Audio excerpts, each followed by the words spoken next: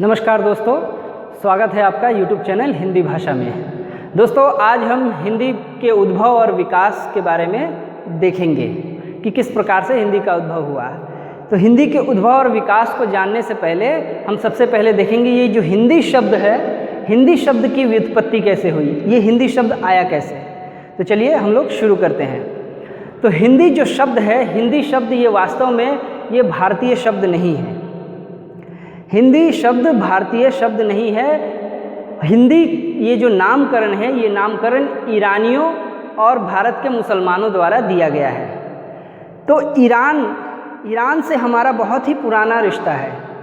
कितना पुराना रिश्ता है, इस बात को जानने के लिए ये काफ़ी होगा ये जानना कि ईरान की सबसे प्राचीन जो पुस्तक है, प्राचीन ग्रंथ है, जिसका नाम है क्या, जिंद आवेस्ता, जिसका नाम है आवेस्ता। ये जो आवेस्ता ग्रंथ है ईरान का, ये सबसे प्राचीन ग्रंथ है और इसे ऋग्वेद का समकालीन माना जाता है। यानी जिस वक्त ऋग्वेद की रचना हुई थी उसी वक्त आवेस्ता भी सृजित की गई थी। और ऋग्वेद का समय क्या है, 1500 ईस्वी पूर्व। 1500 ईस्वी पूर्व ऋग्वेद का समय है। यानी आप समझ लीजिए 3500 साल पुराना कम से कम रिश्ता है। उससे पुराना भी होगा, लेकिन प्रामाणिक रूप से तो 3500 साल पुराना ही हम अभी कह सकते हैं। तो 3500 साल पुराना रिश्ता है हमारा ईरान के साथ। तो हमारा जो सिंधु नदी है हमारी, वो इसमें बहुत ही महत्वपूर्ण भूमिका निभाती है इस देश के नामकरण में। सिंधु नदी जो है हमारे भारत के उत्तर पश्चिम की जो दिशा है, जो आज सिंध प्रांत कहलाता है, जो कि पाकिस्तान में आज स्थित है। तो उधर से जो मार्ग था वो स्थल मार्ग था व्यापार का। भारत से व्यापार होते थे। तो ईरान के साथ हमारे व्यापारिक संबंध बहुत पुराने रहे हैं। तो ईरानी वहाँ आते थे तो सिंधु नदी के पास वो ज़्यादा रहते थे और उस वक्त वो काफ़ी उन्नत जगह थी। सिंधु घाटी सभ्यता के बारे में आप लोगों को पता ही होगा कितनी उन्नत थी, किंतु ये बाद की बात है उसके। तो वो जगह जो थी वहाँ से व्यापार होता था। तो जो हैं ईरानी वे आते थे और सिंधु नदी को पुकारते थे, किंतु सिंधु नदी का जो क्षेत्र था उस क्षेत्र को वो सिंधु न कहकर हिंदू कहते थे। क्यों हिंदू कहते थे? क्योंकि सिंधु नदी के जो इस तरफ वाला भाग है, यानी जो भारत का ये जो भाग है जहाँ तक उनका संपर्क था, तो सिंधु नदी के इस तरफ के भाग को वो हिंद कह के पुकारते थे। क्यों हिंद कह के क्यों पुकारते थे? क्योंकि उनकी भाषा जो है, ईरानी जो भाषा है, फारसी भाषा में दो वर्ण जो है वो नहीं है। तो जो है सिंधु नदी है, तो सिंधु में स और ध, ये जो दो वर्ण हैं, इन दोनों वर्णों का उच्चारण वहाँ नहीं होता है, उसको दूसरे तरह से उच्चारित किया जाता है। वो दूसरा तरह क्या है, स को वो लोग ह पुकारते हैं और ध को द कर देते हैं। तो सिंधु बन जाता है हिंदू। तो सिंधु क्या होता है, सिंधु नदी का नाम सिंधु जो है वो हिंदू में परिवर्तित हो जाता है। लेकिन ये एक बार में ही परिवर्तित नहीं हुआ। सबसे पहले उन्होंने सिंधु नदी के इस तरफ वाले भाग को हिंद कह के पुकारना शुरू किया, हिंद कह के। तो हिंद कह के जब पुकारा उन्होंने, माफ़ कीजिएगा, इधर हिंद कह के पुकारा, फिर कालांतर में क्या किया उन्होंने, हिंद के साथ ईक प्रत्यय जोड़ दिया। ईक प्रत्यय जोड़ दिया तो ये बन गया क्या, हिंदीक बन गया। तो हिंदीक बन गया और बाद में ये क जो है, ये क व्यंजन हट गया तो रह गया हिंदी। तो इस तरह से ये नाम जो है ईरानियों द्वारा जो किया गया है, ये नाम आगे चलकर मिस्र में, आगे चलकर अरब देश, मिस्र देश, अरब के देश जो हैं, या मिस्र हो गया आपका, या फिर सीरिया हो गया, सीरिया, या फिर और भी देश हैं, और भी देश, ये इन देशों में ये नाम हिंदी और हिंदू, ये जो दो नाम है, ये हिंदी और हिंदू नाम, ये दोनों नाम ईरान ने दूसरे देशों में फैलाए। क्योंकि हमने देखा कि ये जो आवेस्ता है पुस्तक ग्रंथ जो है, ईरान का सबसे प्राचीन ग्रंथ आवेस्ता में हिंदी और हिंदू ये दोनों शब्द मिलते हैं। तो ईरान से ये शब्द जो है भारत के दूसरे दो बाहर दूर दूर के देशों में फैला। ठीक है, अब इसका दूसरा एक पक्ष है। इस समय तक ये जो नाम प्रचलित था हिंदी, ये भारत के विशेषण के अर्थ में प्रयुक्त होता था, अर्थात भारत के लोगों के लिए, भारत की वस्तुओं के लिए, भारत की भाषाओं के लिए भी, भारत की समस्त भाषाओं के लिए भी हिंदी शब्द का ही प्रयोग होता है। इसका उदाहरण एक देख लीजिए, ईरान के जो 6ठी शताब्दी है, 6ठी शताब्दी के बादशाह जो थे नौशेरवा, तो ये जो 6ठी शताब्दी के बादशाह नौशेरवा थे, इनका राजकवि जो था, उस राजकवि ने पंचतंत्र की भाषा, पंचतंत्र जानते हैं सभी, पशु पक्षियों के माध्यम से जो है नैतिक कहानियाँ कही गई हैं, उसमें नैतिक उद्देश्य को ध्यान में रख के, तो पंचतंत्र की कहानियों को नौशेरवा के राजकवि ने क्या कहा था, ज़बान हिंदी, ज़बान ए हिंदी या हिंद कह लीजिए। तो नौशेरवा ने पंचतंत्र की भाषा को क्या कहा, ज़बान ए हिंद कहा। तो ये कब कहा, ये 6ठी शताब्दी में, 6th सेंचुरी के समय ये देखने को मिलता है। इसके अलावा भी मध्य युग में आए अगर हम, मध्यकाल में, भारतीय में, तो मध्यकाल में भी हमें ये देखने को मिलता है कि जो मुस्लिम परंपरा के कवि हैं या लेखक या विद्वान हैं, उन्होंने भी उत्तर भारत की जो जनभाषा थी, उत्तर भारत की जनभाषा को नाम दिया था क्या, हिंदवी। उन्होंने क्या नाम दिया था, हिंदवी। ये हिंदवी नाम दिया था उत्तर भारत की जनभाषाओं के लिए। किंतु हमारे जो प्राचीन जो हमारी भाषाएं हैं, संस्कृत हो गई, पाली, प्राकृत, अपभ्रंश, इन भाषाओं में न हिंदी है न हिंदू है, ये शब्द है ही नहीं। तो इससे साफ पता क्या चलता है कि ये नाम किसका दिया हुआ है, ये नाम या ईरानियों का और भारत के मुसलमानों का। तो भारत के मुसलमानों का दिया हुआ ये कैसे पता चलता है, तो भारत में जो फारसी भाषा के एक कवि थे जिनका नाम था औफी, जिनका नाम औफी था, तो फारसी भाषा के ये कवि थे औफी। तो फारसी भाषा के कवि औफी जो थे, जिन्होंने उत्तर भारत की जन भाषाओं को क्या नाम दिया था, ये वही नाम हिंदवी, हिंदवी नाम दिया था। ठीक है। इसी प्रकार से और भी जो मुस्लिम कवि रहे हैं या रचनाकार जो भी, उन लोगों ने उत्तर भारत की जनभाषा को हिंदवी नाम से पुकारा। कुछ लोगों ने क्या कहा, कुछ लोगों ने हिंदवी कहा, कुछ ने हिंदी कहा, और एक और नाम मिलता है हिंदुई। ये 3 नाम दिए गए उत्तर भारत की जनभाषाओं के लिए। इन तीनों नामों का प्रचलन उनके लिए किया गया। उत्तर भारत की जो भी भाषाएं थी जितनी, उन सब के लिए ये 3 नाम लोगों द्वारा प्रयुक्त किए गए मुस्लिम परंपरा के।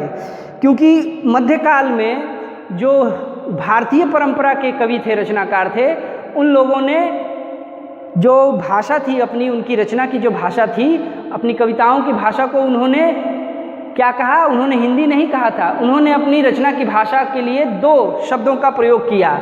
जैसे एक शब्द हो गया स्वयं भाषा, पहला शब्द है भाषा, और दूसरा जो शब्द है भाखा। दूसरा शब्द क्या है, भाखा। तो ये जो 2 शब्द हैं, ये 2 शब्द प्रयुक्त हुए उत्तर भारत की जनभाषाओं को। भारतीय परंपरा के जो कवि थे, उन्होंने अपनी भाषाओं को ये 2 नाम दिया, भाषा या फिर भाखा। तो कबीरदास को ले लेते हैं हम। कबीरदास ने कहा, संस्कीरत है कूप जल, भाखा बहता नीर। तो यहाँ जो है वो अपनी भाषा को भाखा कहते हैं। फिर तुलसीदास हैं, महाकवि तुलसीदास, उन्होंने कहा है, का भाषा का संस्कृत प्रेम चाहिए साँच। तो यहाँ वो अपनी भाषा को भाषा नाम देते हैं, यानी जो अवधि में जो रचना कर रहे थे, हालांकि उन्होंने ब्रज भाषा में भी लिखी है, तो उन्होंने अपनी भाषा को क्या कहा है, भाषा कहा है। हिंदी, हिंदवी या हिंदवी ये नाम नहीं दिया है। ये नाम दिया गया है किनके द्वारा, भारतीय मुस्लिम परंपरा के जो रचनाकार हैं, मुस्लिम परंपरा के रचनाकारों ने नाम दिया था हिंदी, हिंदवी और हिंदवी। हिंदवी, हिंदी और हिंदवी, ये 3 नाम प्रचलित हैं। तो इस प्रकार से हम ये देखते हैं, पूरा स्पष्ट हो जाता है कि ये जो हिंदी नाम है, ये हिंदी नाम ईरानियों और भारत के मुसलमान रचनाकारों द्वारा दिया गया है। उन्होंने जो नाम शुरू में दिया था वो देशवाचक था, उससे देश का पता चलता था। शुरू का जो नाम था उन्होंने हिंदी जो नाम दिया वो किसका वाचक था? देशवाचक, यानी जिससे हमें देश का पता चलता था, देशवाचक था वो नाम, यानी देश के मनुष्य, देश की जो है चीज़ें उसको लेकर के। और दूसरा जो था वो क्या था? भाषा को लेकर के, भारत की समस्त भाषाओं को लेकर था। लेकिन अब ये चीज़ नहीं रह गई है, न भारत के लोगों को उस रूप में देखा जाता है और न ही यहाँ की भाषाओं को। अब सब भाषाएं विभिन्न भिन्न हो गई हैं। तो ये रहा आपका हिंदी शब्द की व्युत्पत्ति। आइए अब हम हिंदी का उद्भव और विकास को देख लें, क्योंकि उद्भव और विकास को जानने से पहले हिंदी शब्द की व्युत्पत्ति को ही जान लेना ज़रूरी था। अब हिंदी जो भाषा का उद्भव है, हिंदी भाषा का उद्भव माना जाता है, हिंदी की उत्पत्ति हुई है संस्कृत से। हिंदी की उत्पत्ति संस्कृत से हुई है, किंतु संस्कृत से सीधे जन्म नहीं लिया है हिंदी ने। हिंदी का सीधा संबंध उससे नहीं है, उसके बीच में कई चरण हैं विकास के, कई विकास के चरण हैं। तो जैसा कि आप जानते हैं हिंदी क्या है? भारोपीय भाषा परिवार की भाषा है। हमने पिछली क्लास में पढ़ा था कि भारोपीय भाषा परिवार कौन सा है। जो भारत और यूरोप की भाषाओं को मिलाकर एक परिवार बना है वो है भारतीय भाषा परिवार। तो हिंदी भारोपीय भाषा परिवार की भाषा है, किंतु भारोपीय भाषा परिवार की भी एक शाखा है, कई सारी शाखाएं हैं, उसमें से एक शाखा है भारत ईरानी शाखा। एक शाखा का नाम क्या है? भारत ईरानी शाखा।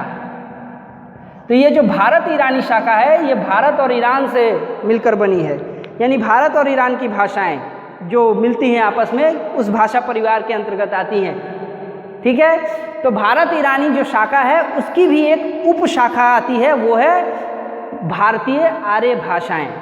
तो भारतीय आर्य भाषाओं को हम 3 कालों में विभाजित करते हैं। हिंदी के विकास के अंतर्गत हम मुख्यतः क्या पढ़ते हैं, क्या जानते हैं? भारतीय आर्य भाषाओं के विकास क्रम को हम देखते हैं, यानी भारत की आर्य जाति जो थी, आर्य जाति की भाषा, उसका विकास क्रम। तो इस विकास क्रम को हम 3 चरणों में विभाजित करते हैं। पहला कहलाता है प्राचीन भारतीय आर्य भाषा का। तो प्राचीन भारतीय आर्य भाषा का काल क्या है? 1500 ईस्वी पूर्व से 500 ईस्वी पूर्व तक। ईस्वी पूर्व यानी ईसा के पूर्व, यानी जीसस क्राइस्ट ईसा के जन्म के पूर्व, यानी ईसा के जन्म के पहले। तो ईसा के जन्म के 1500 साल पहले से और ईसा के जन्म के 500 साल पहले तक का ये जो काल है, इस काल को हम कहते हैं प्राचीन भारतीय आर्य भाषा। तो प्राचीन भारतीय आर्य भाषा का ये काल है। उसके बाद दूसरा जो कालखंड आता है वो है मध्यकालीन भारतीय आर्य भाषा का काल। फिर तीसरा जो काल आता है वो है आधुनिक भारतीय आर्य भाषा का काल। मध्यकालीन भारतीय आर्य भाषा का काल क्या है? 500 ईस्वी पूर्व से लेकर के 1000 ईस्वी तक। और आधुनिक भारतीय आर्य भाषा का काल 1000 ईस्वी से लेकर अभी तक चल रहा है। और हमारी जो हिंदी है सीधे तौर पर यहाँ से जुड़ती है, तो इसको हम बाद में करेंगे। और मध्यकालीन आर्य भाषा को भी हम अगले वीडियो में देखेंगे, क्योंकि एक साथ सबको एक वीडियो में शामिल करना ये बहुत ही बड़ा वीडियो, बहुत बड़ा हो जाएगा, 1 घंटे से भी ऊपर चला जाएगा। तो हम इसको खंडों में करेंगे। ये आज की जो वीडियो है इसमें हम देखेंगे प्राचीन भारतीय आर्य भाषा के विकास को। इसके बाद वाली वीडियो में हम मध्यकालीन आर्य भाषा को करेंगे कवर, और अंतिम जो होगा वो आधुनिक भारतीय आर्य भाषा को लेंगे। तो शुरू करते हैं। तो प्राचीन भारतीय आर्य भाषा में जो है पहला जो विकास का क्रम आता है वो है वैदिक संस्कृत। उसके बाद दूसरा जो चरण है वो है लौकिक संस्कृत। लौकिक संस्कृत को देखेंगे, पहले हम वैदिक संस्कृत देख लेते हैं। तो वैदिक संस्कृत का जो है समय, उसका काल जो है, वैदिक संस्कृत का काल 1500 ईस्वी पूर्व से 1000 ईस्वी पूर्व का है। तो इस संस्कृत का नाम वैदिक संस्कृत इसलिए रखा गया क्योंकि इस काल में वेदों की रचना हुई, वेदों की रचना हुई थी। तो वेदों की रचना हुई, वेद कितने हैं? 4 वेद हैं। सबसे पहला वेद क्या है? ऋग्वेद। सबसे पहला वेद ऋग्वेद, दूसरा है यजुर्वेद, दूसरा यजुर्वेद, तीसरा वेद सामवेद और चौथा अथर्ववेद। तो ये 4 वेद हैं। इन चारों वेदों को एक साथ मिला के हम क्या कहते हैं? इन चारों वेदों को एक साथ कहा जाता है संहिता। ये कहा जाता है संहिता। तो वेदों की भाषा, वेदों में जो संस्कृत का प्रयोग हुआ था, जिस संस्कृत का, उसको हम वैदिक संस्कृत कहते हैं। वेदों के संस्कृत से उसके बाद के समय की जो संस्कृत है वो थोड़ी भिन्न है। भिन्नता क्या है? तो वैदिक जो संस्कृत है, वैदिक संस्कृत में हमें देखने को मिलता है कि शब्दों में जो धातु है, धातु का रूप सुरक्षित रहता था। धातु का रूप, धातु क्या है? क्रिया के मूल रूप को धातु कहते हैं। जैसे पढ़, पढ़ जो है धातु है, पढ़ से बनता है, क्रिया बनती है पढ़ना, लिख लिखना, चल चलना। तो ये पढ़ लिख चल, ये क्या है? धातु रूप है। तो धातुओं का जो अर्थ था वो शब्दों में सुरक्षित रहता था वैदिक संस्कृत में। इसके अलावा वैदिक संस्कृत की और जो विशेषताएं हैं वो है कि इस काल के जो माने वैदिक संस्कृत में 3 वचन और 3 लिंग हैं। कितने हैं? 3 वचन 3 लिंग। 3 वचन हैं और 3 लिंग हैं। तो 3 लिंग। तो वचन कौन कौन से? 3। एक वचन, द्विवचन और बहुवचन, ये 3 वचन होते हैं। और लिंग में स्त्रीलिंग, पुल्लिंग और नपुंसक लिंग। तो ये 3 लिंग हैं। तो ये कुछ मूलभूत विशेषताएं हैं। इसके अलावा इसमें पदों का क्रम, वाक्य में पदों का क्रम जो है वो निश्चित नहीं था। कहीं भी पद हम लगा सकते थे, बहुत आसानी से कहीं भी बदला जा सकता था, कोई नियम नहीं था उसका। बाद में लौकिक संस्कृत में कुछ नियम बन गए उसके। तो वैदिक संस्कृत में ये भाषा की संरचना है। अब आइए हम देखते हैं कि वैदिक संस्कृत में ये जो रचनाएं हुई हैं, वेदों की रचना हुई है, इसके वेदों के बारे में थोड़ी थोड़ी बातें हम जान लेते हैं। तो ये चारों वेदों को मिलाकर संहिता होता है, इसलिए वेदों को संहिता भी कहा जाता है। ठीक है, तो सबसे पहले आते हैं ऋग्वेद की तरफ। तो ऋग्वेद जो है ये सबसे प्राचीनतम वेद माना जाता है और इसकी रचना का साल जो है, रचना काल, ये है 1500 ईसा पूर्व। 1500 ईसा पूर्व में इसकी रचना हुई थी। अब इसके भीतर के कुछ भागों को जान लेते हैं, क्या क्या परीक्षाओं में, प्रतियोगी परीक्षाओं में पूछा जाता है जो। तो सबसे पहले पूछा जाता है मंडल कितने थे। तो इसमें मंडल जो हैं, ये मंडल 10 मंडल थे। इसमें मंडल कितने थे? मंडल 10 थे। इसके अलावा इसमें सूक्त जो हैं, जिसको सूक्त कहते हैं, तो सूक्त जो हैं वो थे 1024। सूक्तों की संख्या जो थी 1024 थी। और ऋचाएँ कितनी थी? पूछा जाता है प्रश्न कि ऋग्वेद में ऋचाएँ कितनी हैं। ऋग्वेद में ऋचाएँ कितनी हैं? तो ऋचाएँ हैं इसकी 10,580। 10,580 ऋचाएँ ऋग्वेद में हैं। इसके अलावा ऋग्वेद में और क्या चीज़ें पूछी जाती हैं ऋग्वेद से, कि ऋग्वेद में किन देवताओं, किस प्रकार के देवताओं की स्तुति की जाती है। तो ऋग्वेद में जो है वो प्रकृति से संबंधित देवता, किससे संबंधित? प्राकृतिक देवता, प्राकृतिक देवता। तो प्राकृतिक देवता कौन कौन से होंगे? जो प्राकृतिक शक्तियाँ हैं, प्राकृतिक शक्तियाँ जैसे हवा हो गई, वायुदेव, पवन देव। फिर से आपका जो है बारिश का देवता इंद्र हो गया। फिर इसके अलावा जो है सूर्य हो गए, इसी तरह से और भी दूसरे अग्नि वगैरह। तो कई देवता थे। तो इन कई देवताओं में सबसे प्रमुख जो स्थान है, ये भी पूछा जाता है कि ऋग्वेद में, वेदों में सबसे प्रमुख देवता कौन था। तो सबसे प्रमुख देवता जो थे वो थे इंद्र। तो इंद्र को सबसे प्रमुख देवता माना जाता है। ठीक है, अब दूसरा आया यजुर्वेद।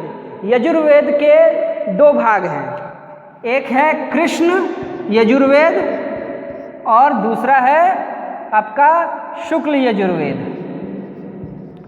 शुक्ल यजुर्वेद, ठीक है। तो कृष्ण यजुर्वेद जो है, कृष्ण यजुर्वेद में मंत्रों के साथ क्या है? गद्यमय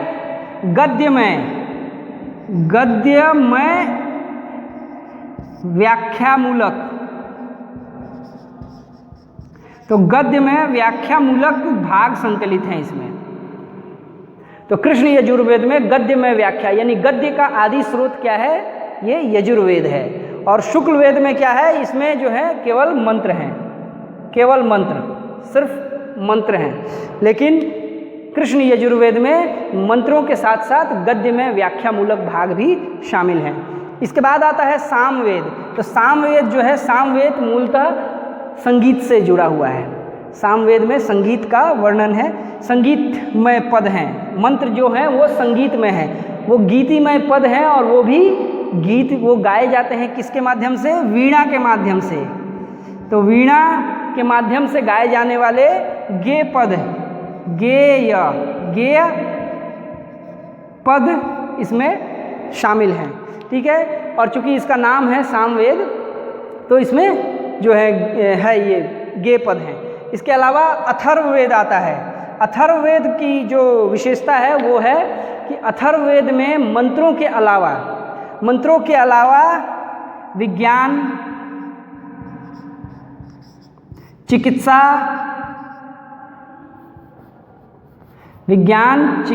है और इसके साथ साथ मिलता है हमें दर्शन। तो दर्शन से भी संबंधित मंत्र हैं। तो विज्ञान, चिकित्सा और दर्शन से भी संबंधित मंत्र हमें मिलते हैं इन वेदों में। तो ये हो गया हमारे वेद का परिचय। तो वेदों में वैदिक संस्कृत काल। अब आते हैं हम लौकिक संस्कृत काल में। तो लौकिक संस्कृत काल में जो है हम क्या पाएंगे, वेदों से संबंधित रचनाएं और कुछ व्याकरण ग्रंथ, वेदों से जुड़ी हुई रचनाएं हैं और व्याकरण ग्रंथ इस काल में हमें देखने को मिलते हैं। तो लौकिक संस्कृत का समय काल क्या है, 1000 ईस्वी पूर्व से 500 ईस्वी पूर्व तक। तो सबसे पहले हम इसमें देखेंगे क्या, लौकिक संस्कृत में वेद का उपवेद। तो वेद हम जानते हैं 4 रहे हैं, तो उपवेद कितने हैं, उपवेद भी 4 हैं। पूछा जाता है, प्रश्न आता है उपवेदों की संख्या, मैं यहाँ संख्या भी लिख दे रहा हूँ 4। उपवेद 4 हैं। पहला उपवेद क्या है, पहला उपवेद है आपका आयुर्वेद। नाम सुना है आपने, निस्संदेह सुना होगा। तो आयुर्वेद पहला उपवेद, ठीक है। दूसरा उपवेद क्या है, धनुर्वेद, धनुर्वेद। तीसरा उपवेद है गंधर्व वेद, गंधर्व वेद। और चौथा उपवेद है आपका शिल्प वेद। तो ये 4 हो गए आपके उपवेद। अब इन चारों उपवेदों का संबंध वेदों से है। तो आयुर्वेद जो है, आयुर्वेद का संबंध है ऋग्वेद से। प्रश्न पूछा जाता है आयुर्वेद का संबंध किस वेद से है, तो ऋग्वेद से है। फिर ये धनुर्वेद का संबंध यजुर्वेद से है और गंधर्व वेद का संबंध सामवेद से। फिर इसके बाद आया शिल्प वेद, इसका संबंध अंतिम वेद अथर्ववेद से। तो ये 4 हो गए आपके वेद, अथर्ववेद। तो ये 4 आपके उपवेद हुए। अब उपवेद के अलावा भी आते हैं जिनका संबंध वेदों से है, ब्राह्मण ग्रंथ। ब्राह्मण ग्रंथ जो है, यहाँ लिखता हूँ ब्राह्मण। तो ब्राह्मण ग्रंथ जो है, ब्राह्मण ग्रंथों की संख्या भी 4 नहीं 5 है। ब्राह्मण ग्रंथों की संख्या 5 है। कौन कौन से, तो पहला ब्राह्मण जो है वो है ऐतरेय ब्राह्मण। दूसरा ब्राह्मण ग्रंथ जो है तैत्तिरीय, और तीसरा ब्राह्मण ग्रंथ जो है उसका नाम है शतपथ ब्राह्मण। चौथा जो ब्राह्मण ग्रंथ है पंचाविश, तथा 5वां ब्राह्मण ग्रंथ जो है गोपद। तो ये 5 ब्राह्मण ग्रंथ हैं। इन 5 ब्राह्मण ग्रंथों में पहला जो है ऐतरेय ब्राह्मण, इसका संबंध ऋग्वेद से है। तो ऐतरेय ब्राह्मण ग्रंथ का संबंध ऋग्वेद से है। ऋग्वेद को ध्यान में रखकर इस ब्राह्मण ग्रंथ की रचना हुई। इसके बाद तैत्तिरीय और शतपथ, ये जो दो ब्राह्मण ग्रंथ हैं, इनका संबंध यजुर्वेद से है। यजुर्वेद से इनका संबंध है और यजुर्वेद में भी, यजुर्वेद से संबंध है। हाँ, यजुर्वेद में भी, जो कि मैंने अभी थोड़ी देर पहले कहा था कि यजुर्वेद के दो भाग हैं, कृष्ण यजुर्वेद और शुक्ल यजुर्वेद। तो ये जो तैत्तिरीय है, तैत्तिरीय यजुर्वेद, इसका संबंध कृष्ण यजुर्वेद से है। किससे?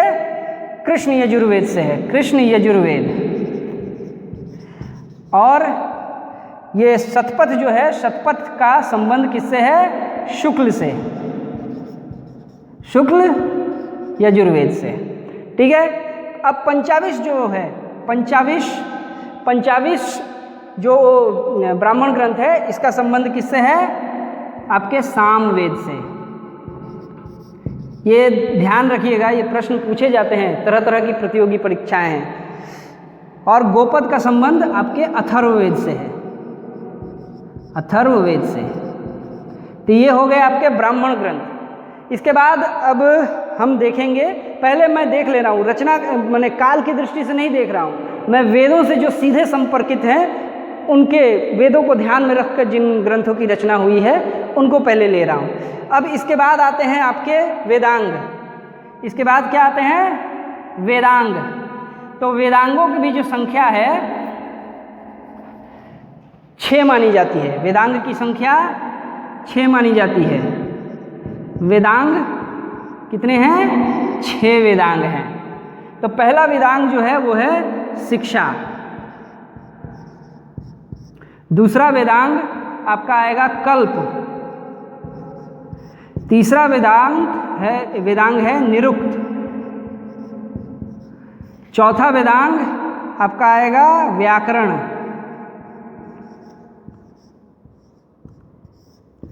पांचवा वेदांग है आपका छंद। और छठा वेदांग कहलाता है ज्योतिष। तो ये 6 जो हैं वेदांग हैं। तो वेदांगों की जो रचना हुई थी वो वेद की रक्षा के लिए और उसके जो है अध्ययन के लिए, वेदों की रक्षा और उसके अध्ययन को विस्तृत करने के लिए वेदांगों की रचना हुई थी। इन वेदांगों में वेदों की जो बातें हैं वेदों की, उसको सैद्धांतिक रूप में प्रस्तुत किया गया है। तो इसके सारे अंग हैं। ठीक है। जिसमें शिक्षा जो है, शिक्षा को हम इसलिए उसके बारे में विशेष कहूँगा मैं, शिक्षा का संबंध ध्वनि विज्ञान से है। ध्वनि विज्ञान को अंग्रेजी में क्या कहते हैं? जिन्होंने भाषा विज्ञान पढ़ा होगा वो जानते हैं फोनोलॉजी। यानी ध्वनियाँ जो हैं, संसार की सारी भाषाएं जो हैं वो ध्वनियों से ही सृजित होती हैं। तो उन ध्वनियों का विशद अध्ययन है शिक्षा में। ठीक है। तो ये वेदांग हो गए। अब इसके बाद और क्या क्या रचनाएं हुई इसमें जो वेदों से प्रेरित थी? वे थे उपनिषद। उपनिषद। तो उपनिषदों की कुल संख्या मानी जाती है 108। 80 लिख रहा हूँ। तो ये 108 उपनिषद हैं। लेकिन इनमें भी मुख्य उपनिषद कहा जाता है किसको? 12 उपनिषदों को मुख्य उपनिषद। मुख्य उपनिषद। तो मुख्य उपनिषद कौन से हैं कि माने कितने हैं? ओहो, हाँ, उपनिषद। तो मुख्य उपनिषद हैं 12, जिसमें ईशावास्य उपनिषद है, केन उपनिषद है, मांडुक्य उपनिषद है, कठोपनिषद है। इस तरह से करके 12 उपनिषद जो हैं वो मुख्य माने जाते हैं। तो ये उपनिषद हुए। इसके अलावा अरण्यक ग्रंथों की भी रचना हुई। अरण्यक ग्रंथ। तो अरण्यक ग्रंथों की भी इस वक्त रचना हुई थी। तो ये वेदों से संबंधित हुए। अब हम देखेंगे कुछ ऐसे ग्रंथ जो व्याकरण से, भाषा से संबंधित रखते हैं। तो इस क्षेत्र में जो है हम उदाहरण लेंगे। सबसे पहले जिसका हम उल्लेख करेंगे वो है यास्क मुनि। यास्क जो है उन्होंने एक ग्रंथ की रचना की थी जिसका नाम था निरुक्त। निरुक्त। तो निरुक्त की रचना किसने की? यास्क मुनि ने। ये प्रश्न पूछा जाता है। तो यास्क मुनि ने निरुक्त की रचना की।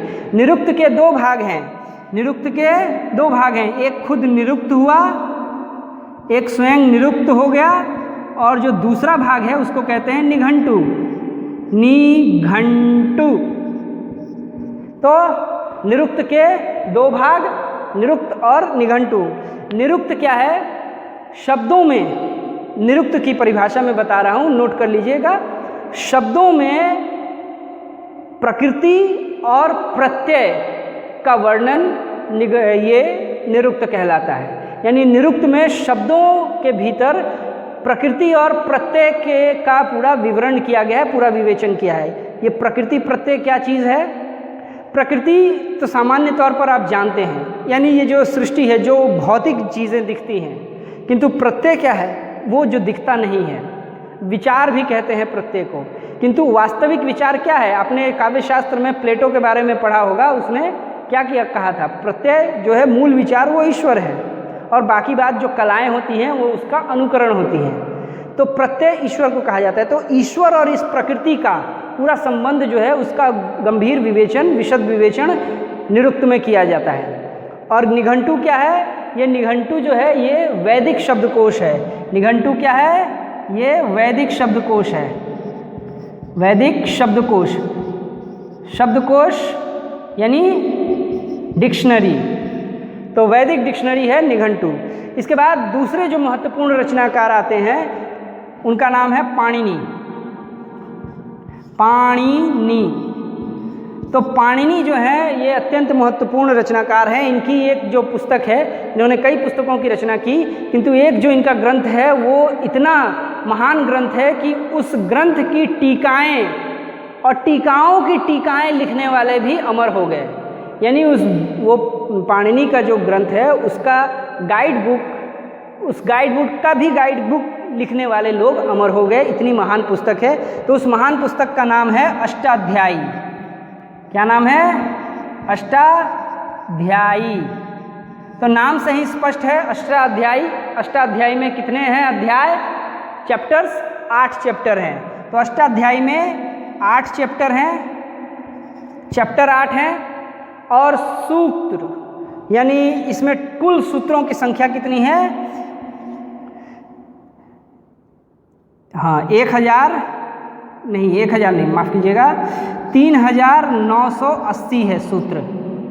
इनमें सूत्र कितने हैं? 3980 सूत्र हैं। लेकिन एक और प्रश्न भी इसमें पूछा जाता है अष्टाध्यायी से कि अष्टाध्यायी में माहेश्वर सूत्रों की संख्या कितनी है? तो माहेश्वर सूत्र कितने हैं? माहेश्वर सूत्र, तो माहेश्वर सूत्रों की संख्या 14 मानी जाती है, 14। तो ये अष्टाध्यायी। किंतु पाणिनि ने अष्टाध्यायी के अलावा भी कई सारी पुस्तकें लिखी। उन्होंने लिखी कौन कौन सी पुस्तक? गणपाठ, धातु पाठ, फिर उन्होंने लिखा उणादि सूत्र, उणादि सूत्र। इसके अलावा और क्या लिखा उन्होंने? लिंगानुशासन, लिंगानुशासन, लिंग का अनुशासन। ठीक है। तो जैसा कि हम देख रहे हैं भाषा से संबंधित ये पुस्तकें हैं। तो ये पाणिनि की 5 पुस्तकें हैं, महत्वपूर्ण पुस्तकें हैं, किंतु इनमें सबसे महत्वपूर्ण स्थान जो है अष्टाध्यायी को मिला है। ये एक युग प्रवर्तक पुस्तक थी। तो अब पाणिनि के बाद जिनका हम उल्लेख करेंगे वो भी एक बहुत ही प्रसिद्ध नाम है, आपने सुना होगा। और बाबा रामदेव के आने के बाद, बाबा रामदेव के वास्तव में छाने के बाद, जब वे छा गए तो उनके छाने के बाद जो है ये नाम बहुत सारे लोग जो नहीं भी जानते हैं भाषा के बारे में विशेष कुछ, वे लोग भी जान गए इस नाम को, और वो नाम है पतंजलि। तो पतंजलि ने पाणिनि के अष्टाध्यायी की टीका लिखी। पाणिनि के अष्टाध्यायी की टीका लिखी और उसका नाम रखा उन्होंने महाभाष्य। महाभाष्य।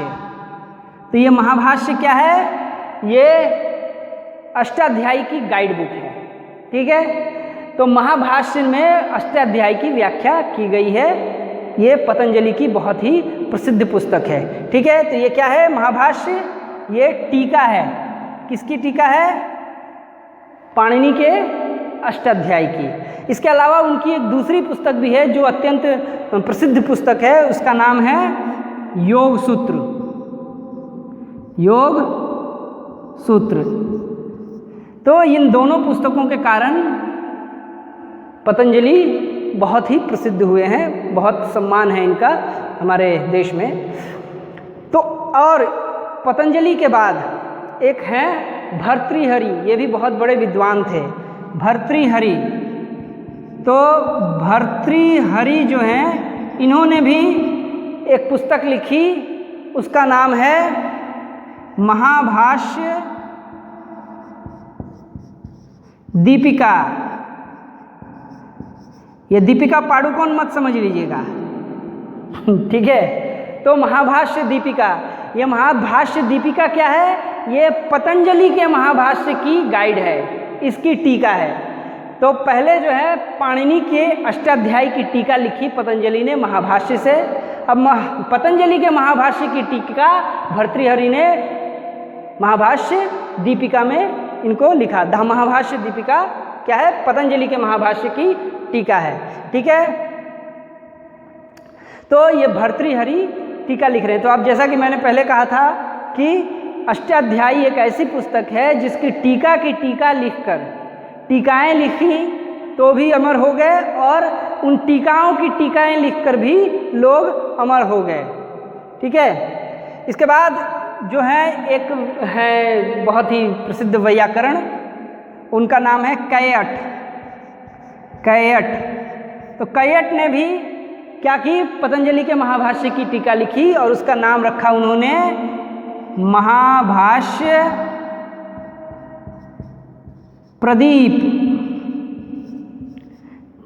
तो पतंजलि के महाभाष्य की टीका महाभाष्य प्रदीप। इसके अलावा एक और वैयाकरण है जिनका नाम हमें लेना चाहिए, उन्हें छोड़ना नहीं चाहिए, वो है कात्यायन। तो कात्यायन जो हैं इन्होंने एक बहुत महत्वपूर्ण पुस्तक लिखी, वर्तिका, वर्तिक। तो ये वर्तिक इन्होंने लिखी है कात्यायन ने, ये इनकी पुस्तक है। तो इस रूप में देखते हैं हम लौकिक संस्कृत में इतनी सारी रचनाएं हैं। लौकिक संस्कृत में उपवेद लिखे गए, वेदांग लिखे गए, ब्राह्मण ग्रंथ लिखे गए, उपनिषद लिखे गए। इसके अलावा महाकाव्य, और तो मैं तो बहुत महत्वपूर्ण चीज़ों को छोड़ ही दिया मैंने, माफ़ कीजिएगा। तो महाकाव्य भी लिखे गए। महाकाव्य, कौन कौन से महाकाव्य लिखे गए? इनके बिना तो चर्चा बिल्कुल अधूरी ही होती। तो वो महाकाव्य थे रामायण और महाभारत। इस काल में रामायण और महाभारत भी लिखे गए। तो ये दोनों महाकाव्य थे। तो रामायण की रचना वाल्मीकि जी ने की थी और महाभारत की रचना वेद व्यास जी ने की थी। महाभारत का एक और नाम भी है, जिस एक और नाम से भी कि महाभारत को और किस नाम से पुकारा जाता है? तो महाभारत को जय संहिता भी कहते हैं, जय संहिता। तो इसका ये एक और नाम है महाभारत का। ठीक है, तो अब हो गई हमारी ये चर्चा प्राचीन भारतीय आर्य भाषा काल की पूरी। तो इस वीडियो में इतना ही। अगला वीडियो हम करेंगे मध्यकालीन भारतीय आर्य भाषा के विकास क्रम को लेकर। धन्यवाद।